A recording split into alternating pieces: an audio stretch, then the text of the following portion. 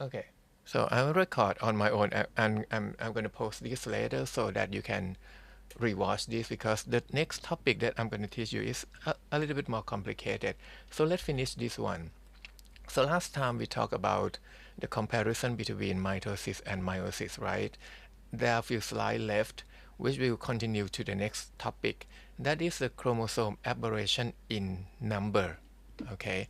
By the way, if you have any questions, don't hesitate to ask during the chat and any questions about the subject, or maybe you cannot hear me clearly or anything. Okay.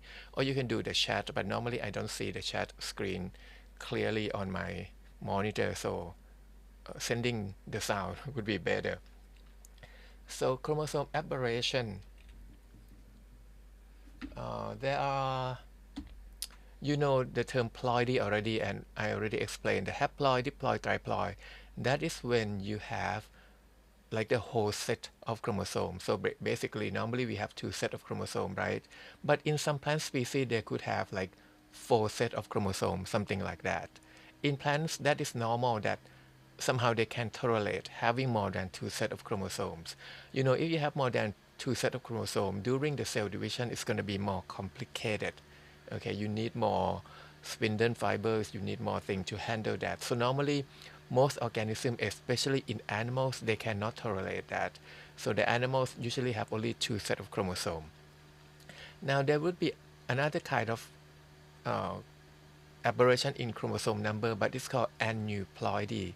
This is when you only have one or two chromosome missing or extra one or two chromosome. Okay, so the first one is missing chromosome.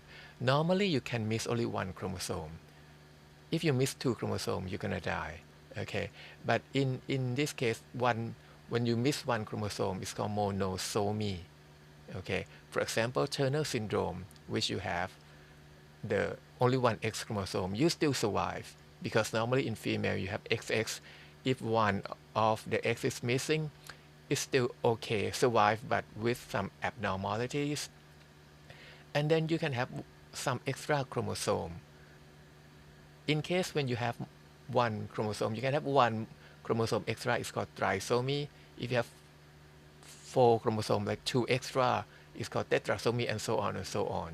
And the most famous one is Down syndrome, okay, because this one you have the extra of chromosome number 21. It's called trisomy 21, which you will survive, but with a lot of abnormalities. So this is just a comparison between the two that I talk about, aneuploidy and polyploidy. In polyploidy, you often see this in plants. You can increase like the whole set of chromosome, but aneuploidy, you lose some of chromosome, and often seen in humans. And so this is a picture to show you the comparison between the two. So here we have the genome that consists of four pairs of chromosome, 8 total. And on the left, you can see that the original you have diploid, right? Because each pair you have two members, two homologs, parental, the paternal and maternal homolog. But you can increase that. For each type now you have three members. This is called the triploid or diploid, or you can have four set of chromosome. But in case of aneuploidy, you can have like one extra chromosome here. You see that only this pair has one extra chromosome. This is called trisomy. By the way, the number here indicate that the extra is the pair number 2. This is number 1, pair number 2, 3, and 4.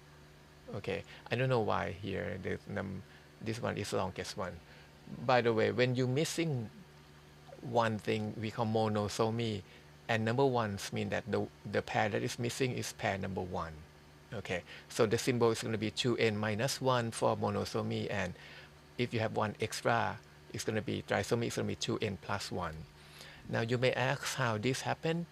Well, of course, this will happen usually in meiosis, because um, that is when you generate the egg and sperm, and then you try to reduce number of chromosomes, but somehow something is wrong during the meiosis.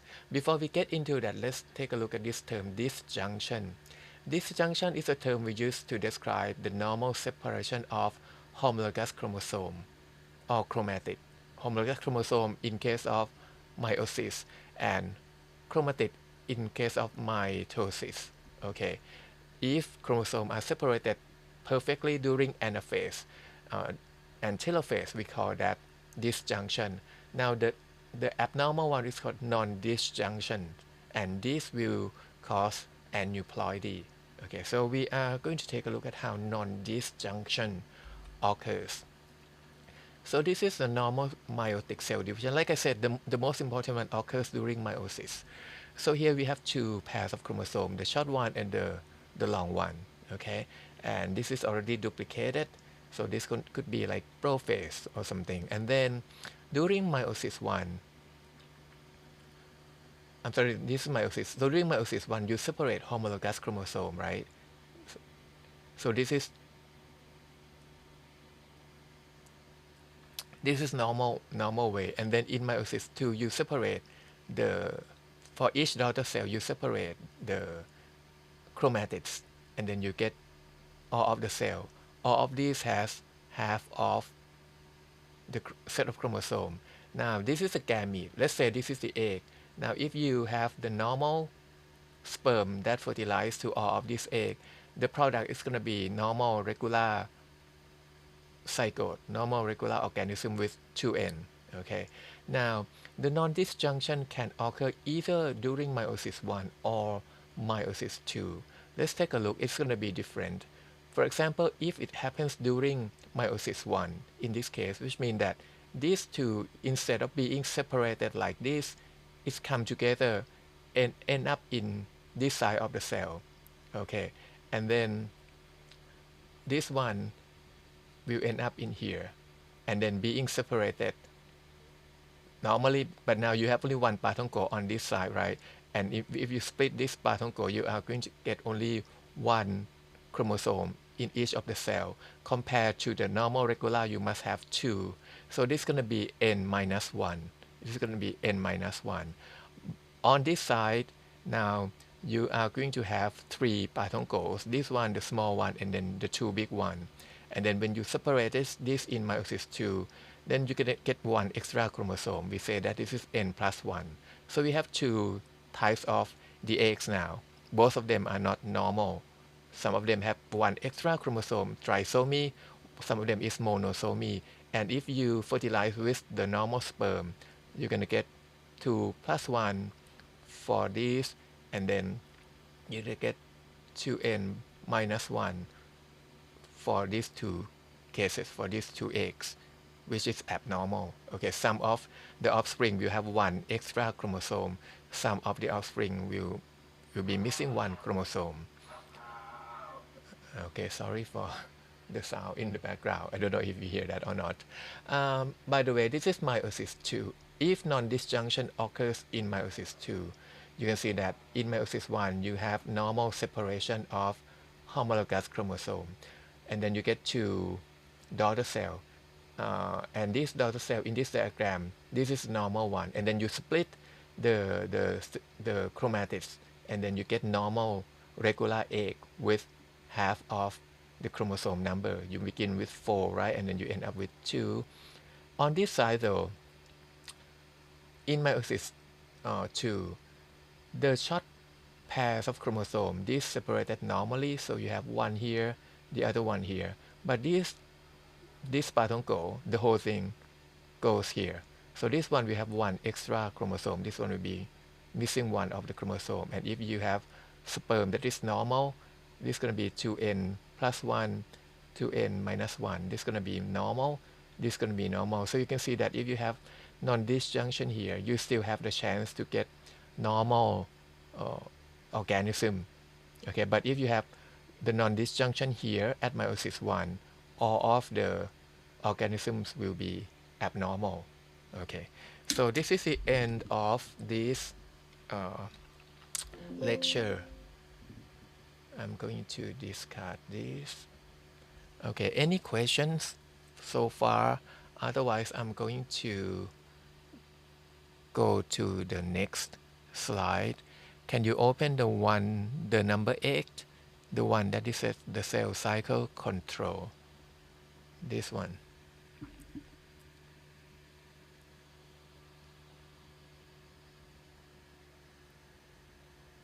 Okay, now I think I showed you this picture last time. Um, that see here, you have one chromosome that is floating here without the attachment of the spindle fibers. So you see two groups of chromosomes that are moving toward the pole of the cell. All of these yellow lines, they are spindle fibers. Okay, but this one is not moving. And this one can end up in the wrong side.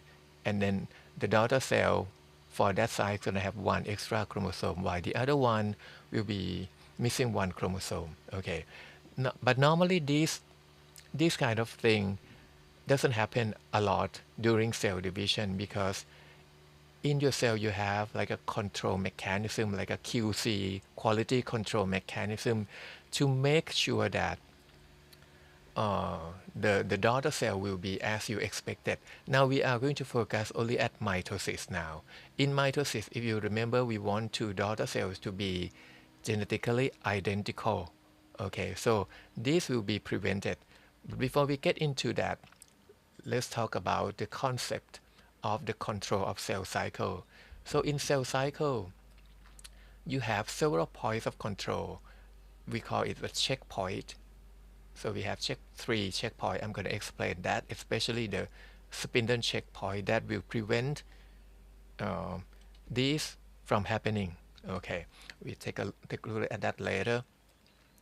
And you know that this is a cell cycle, right? So you have like an order of events that occur like G1 before S and G2 and then go to M, and then this part is cytokinesis.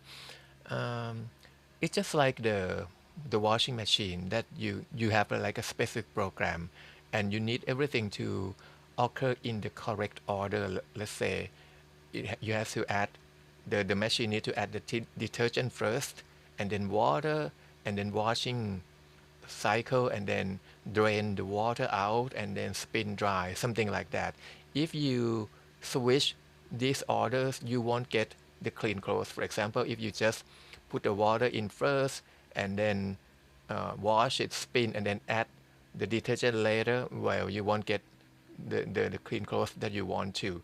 So in washing machine, there is like a microprocessor, like a little computer that controls several things like the order of the step, the duration of each step, okay, and make sure that each step occur only once, okay. And this is just like in the cell. In the cell, in the cell you have the basic control system. First, you have a clock or a timer that turn on each event at the specific time and control like the duration of each step, okay. And then the mechanism to initiate events in the correct order. For example, in mitosis, the M phase must always come after DNA replication. You need to duplicate DNA first or replicate DNA first before you enter mitosis. Otherwise, in mitosis, the number of chromosome will be reduced if you don't double number of chromosome first. So it need to be in a correct order. And then this is also important in mitosis. For each event, it should occur only once per cell cycle. For example, during the S phase, you know that you double number of chromosome, you replicate DNA, right? It should happen only once. So you go from 2N to 4N temporarily, and then you split this into two daughter cell. But if you do this several times, you go from 2N to 4N, and then let's repeat the S phase one more time. You're going to get 8N. And then when you divide during mitosis, your daughter cell going to have like 4N, become the tetraploid, which is not normal. So it's important that each step will happen only once. The M phase as well. The M phase, even in mitosis, if it happens twice, you will reduce chromosome number. Okay. And cytokinesis, division of cytoplasm, must occur only once per cell cycle as well. So that's the basic idea. So let's go back to this slide. So in the cell cycle, there will be a thing that is called the checkpoint, like the G1 checkpoint. I will call this G1 checkpoint because it's in G1, and you have the G2 checkpoint, and then this one, the spindle checkpoint, is in metaphase, the junction between metaphase and anaphase. So there are three checkpoints. What is a checkpoint? Checkpoint is like the point the cell will pause and then check whether or not all of the processes that come before is completed or not, is perfectly completed or not. For example, the easiest one is going to be G2 checkpoint. Sorry. In G2 checkpoint, before you can enter mitosis, cell will check if all of the chromosomes are duplicated or not, because that is done during S phase, right? So cell will check. So if you begin with 46 chromosome, cell will check if now we have double number of chromosome or not. If not, cell cannot go into the M phase. The cell cycle will be arrested. It will be paused like this forever. Okay. Or cell can check something else, like during G1 checkpoint, cell will check whether or not the DNA has any damage or not, because your DNA is exposed to several things that could damage the DNA, such as the UV light, the food that you eat, some of the chemicals. If you have damaged DNA, if you have bad DNA in G1, and if you allow the bad DNA to go through the S phase, you are going to copy the bad DNA, double bad DNA, and now both of the daughter cells will have bad DNA that have mutation. You don't want that. So in G1 checkpoint, cell will check whether or not you have bad DNA. If you have bad DNA, the cell will the cell cycle will be paused here, and then there will be a lot of enzymes that come in to fix the bad DNA, to correct any error, to remove any mutation. After everything is fixed, now the cell will continue, will allow the cell cycle to go from G1 to the S phase. So this is how the checkpoint works, to check if everything is ready to go to the next step or not. In the washing machine as well, for example, before spin dry, the water must be drained out completely first before you can spin it. Okay, otherwise it won't be any useful if you still have the water in the tank and you try to spin dry, it won't dry. So the same idea for cell cycle and the washing machine. And so in the next few slides, I'm gonna explain the history of how the cell cycle control mechanism was discovered. Okay, let's begin with the simple experiment here. So basically, scientists trying to find the components in the cell that control cell cycle. First, they know that those components are in cytoplasm of the cell at certain stage. This is like the summary of the finding, but this is the experiment. So basically, you have two cells, the M phase cell, the cells that are dividing, and the G1. This is during interphase, right? So this is non-dividing cell. This is the dividing cell. Now you can use a technique to fuse these two cells together. Okay, but what happened is here, once you fuse the cell together, you can see that the nucleus of this cell, nothing has changed. It's still in the dividing condition, dividing phase. But the G1 nucleus, you can see some changes now. First, you see that DNA is condensed to form the chromosomes. So that is very obvious. This is just chromatin, right? Like a very, very thin thread of DNA. You don't see individual chromosome, and you see the nucleolus very clearly. But at this stage, nucleolus is gone, and then you have chromosomes. The conclusion from this experiment is that the cytoplasm of this cell, the M cell, somehow contains certain substances that when you fuse the cell together, something in this cell diffuse over here and then induce the cell division, induce this new nucleus to enter the M phase. So that it just means that the M cell contains a positive regulator that causes the cell to enter mitosis. But at that time, they didn't know what are these factors, okay, which we're gonna see next.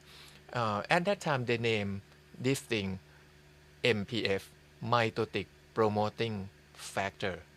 In science, when you don't know exactly what it is, we use the term factor.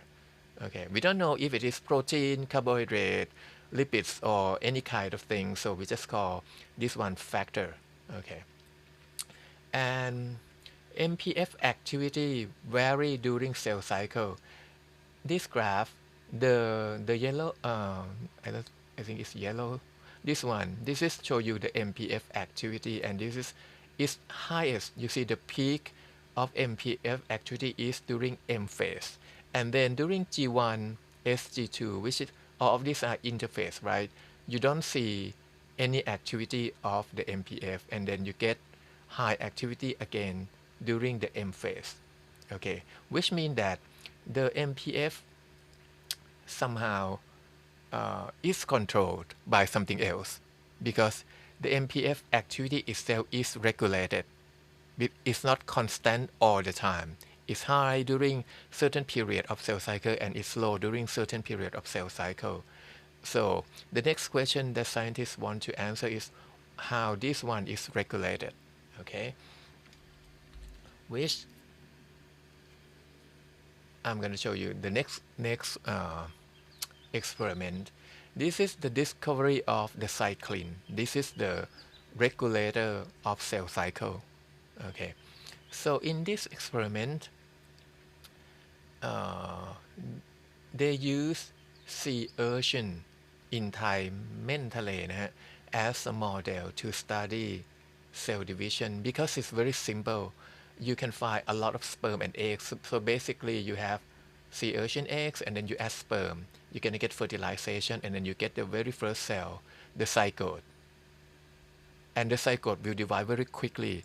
This is like a natural process during which I'm gonna answer. I'm gonna teach you next when we learn about animal development. But after you get the zygote, the cell will divide rapidly, and then you get a lot of cells. So this is like a good model to study cell division. So basically, not only that they mix sperm and the egg together, they add methionine, which is one of the amino acid. Okay, this methionine is not your regular methionine. It has sulfur that has radioactivity. So this is the radioisotope of sulfur.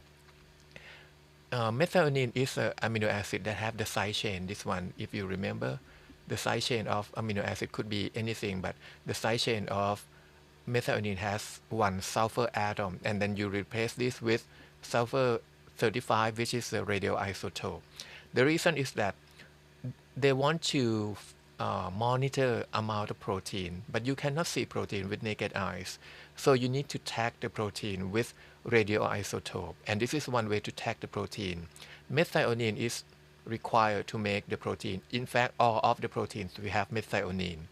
Okay, so if you use methionine that have radioisotope, then you can detect all of the proteins using certain technique. Okay, so they mix all of this together and let the fertilization and the cell division occurs, and then sample the cell every 10 minutes and then extract the protein from the cell and then separate protein on the gel.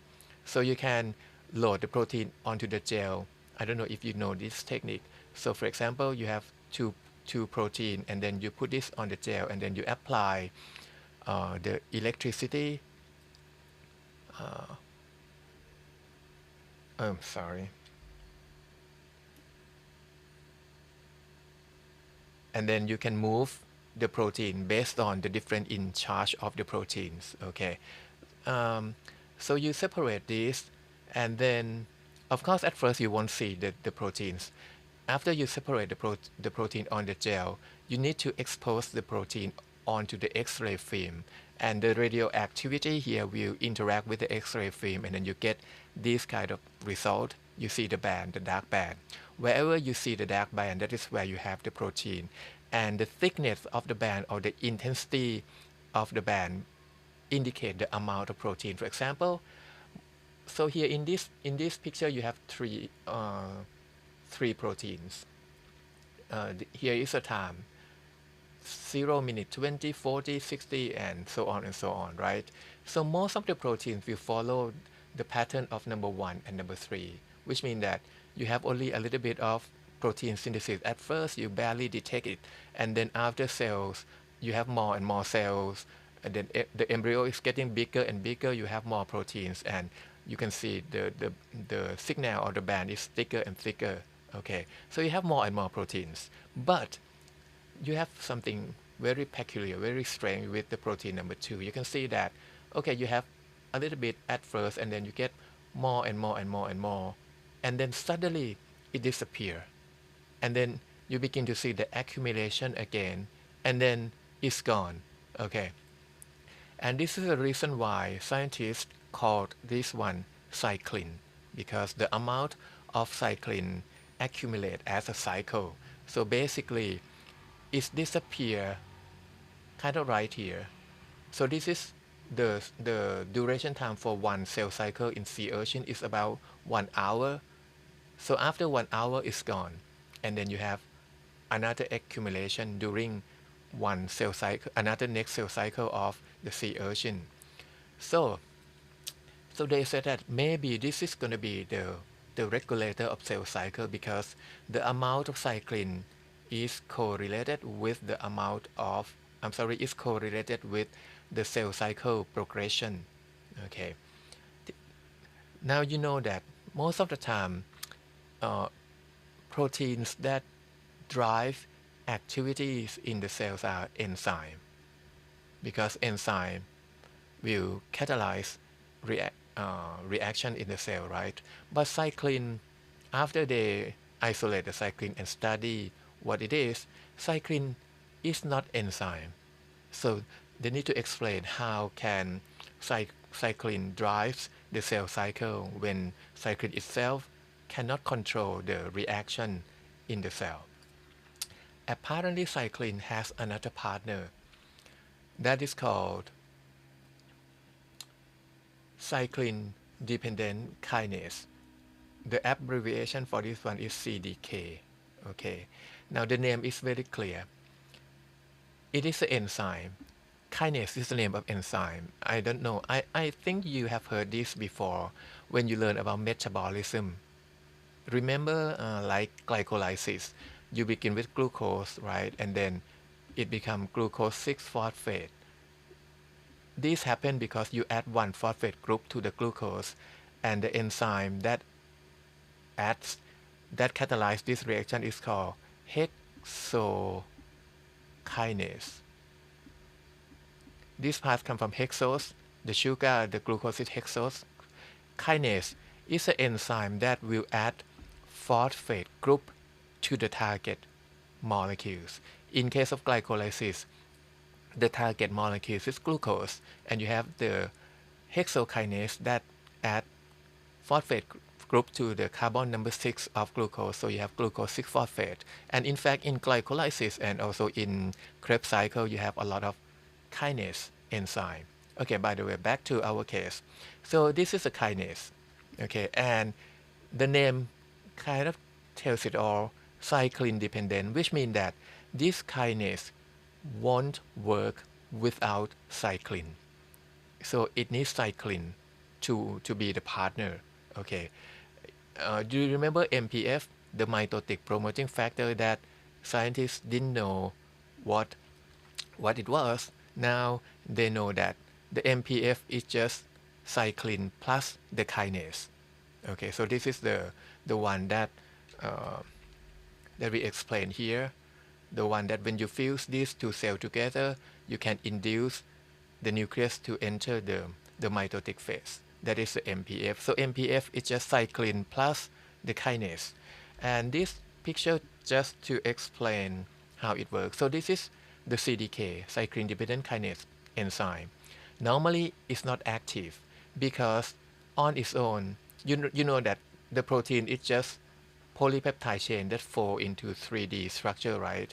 Now, normally CDK itself, it will fold into this shape, and then there is part of the polypeptide chain that blocks the active site of the enzyme. The active site is somewhere here, but you have this part of itself that blocks the active site.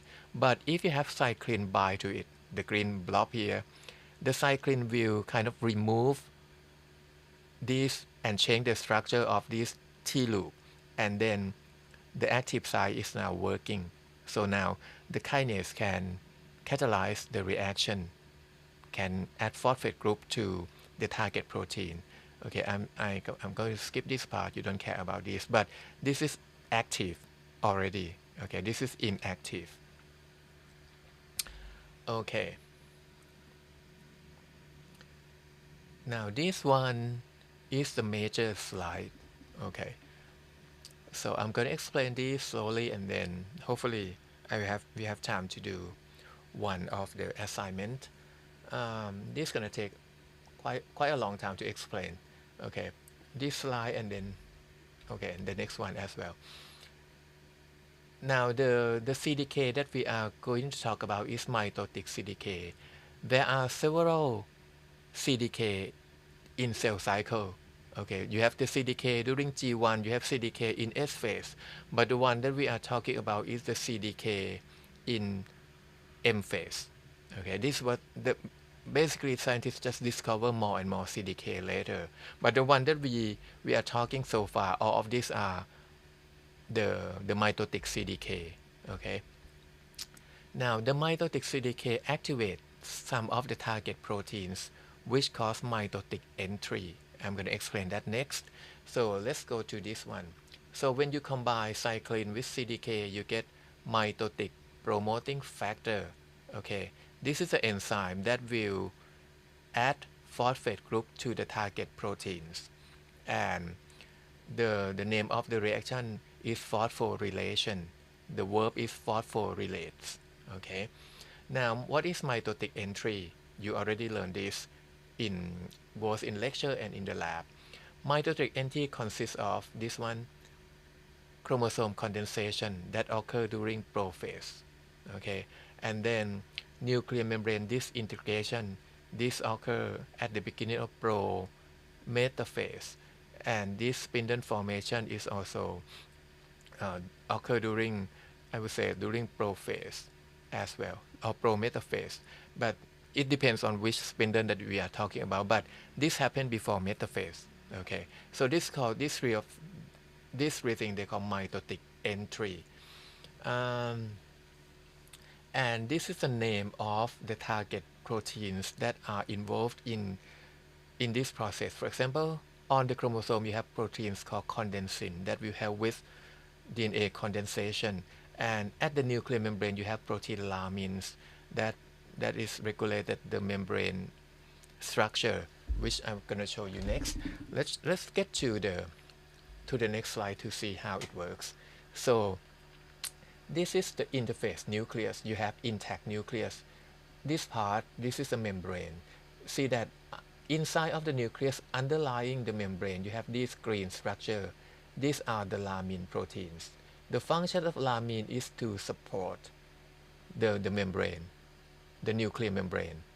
Okay, and then when you enter the mitotic phase, you have the MPF, which is an active enzyme.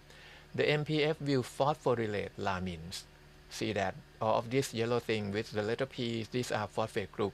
The phosphate group are added to lamin proteins, and this will cause the lamin proteins to be disintegrated. Okay, as a result of that, when you don't have the support, the nuclear envelope will become fragmented like this. So this happens. Actually, I'm gonna correct this and change this into prometaphase. Prometaphase. Okay. As a result of that, you can see that the chromosomes are released, and then you can capture the chromosome by the spindle fibers. See that before this you don't have the chromosome, but at this time you have the chromosome now. And then early telophase. So this part is part of the mitotic entry. Okay. Early telophase, you kind of have mitotic exit.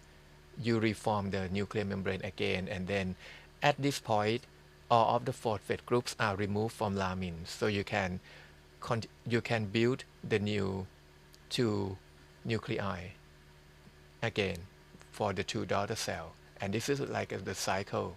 Okay, so this is how the CDK and the cyclin together work to induce the mitotic entry, one of the mitotic entry. And for the chromosome condensation, so on the chromosome, you have proteins called condensin attached to this. And I show you the looping briefly last time in the class, right?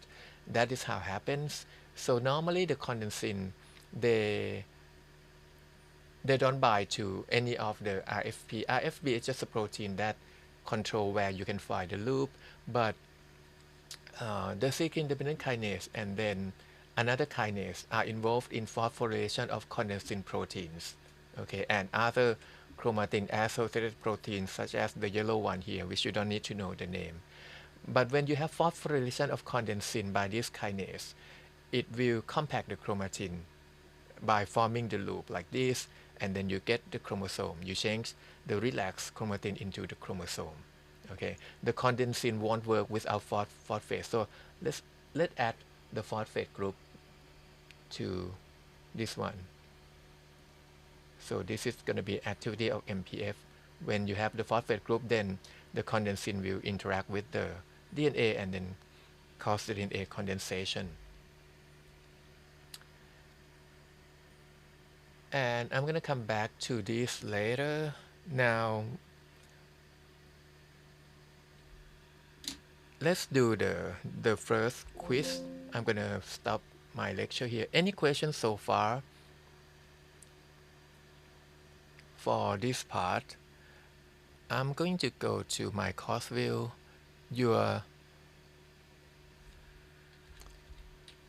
In my course view, if you go to the assignment now, please. In the assignment, um, you see this now. This is the homework, and I let you complete this by this Friday. It's easy question. Let's see this together. Basically, I just asked you this question about parthenogenesis, and you guys just answer into the box and then submit it. Okay, for the homework, before midnight of the Friday, before you enter the Saturday. Okay, but the quiz you don't see it because I don't publish it now. So this is the first quiz with 10 points, um, and the homework is like 5 points. And I'm going to give you the time until 12 to complete it. It's true or false. It's pretty easy. Um, let me make it active.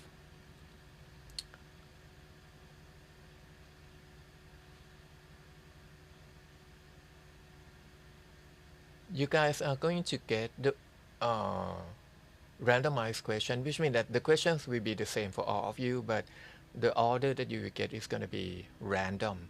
Okay. Are you ready? Do you need more time to prepare? It's open book. Okay, so now I publish it now, so you can click this one now, the continuity of life quiz 1, and then answer and submit it. It's going to cover everything that I have taught so far except the cell cycle today, from reproduction, mitosis, meiosis, ploidy.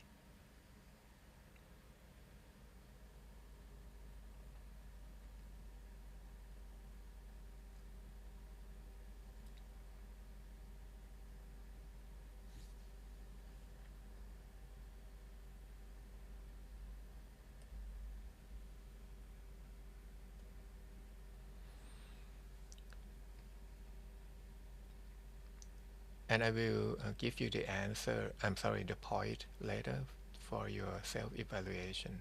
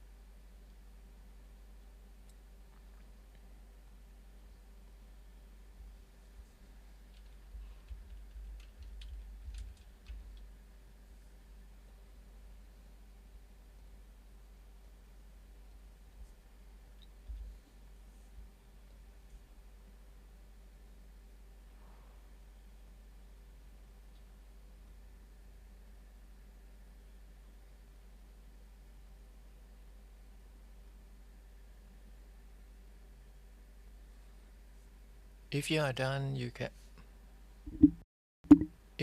can submit and then you can leave, because I need everyone to submit it first before I do the automatic grading.